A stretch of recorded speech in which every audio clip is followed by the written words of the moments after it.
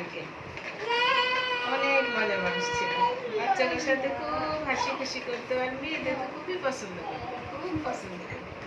মেয়ে মানুষরা অনেক পছন্দ করতো, বেটা বেটা করে ডাকতো। শিখছিল কি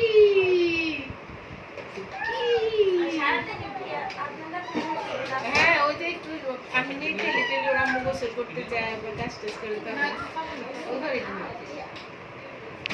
কি ও কি বলবো কানা মুরগি বলবো কানা মুরগি আতিথি তারপর दाना पानी खाती थी अंदर में जाके रहती थी काना मुर्गी आती थी दाना पानी खाती थी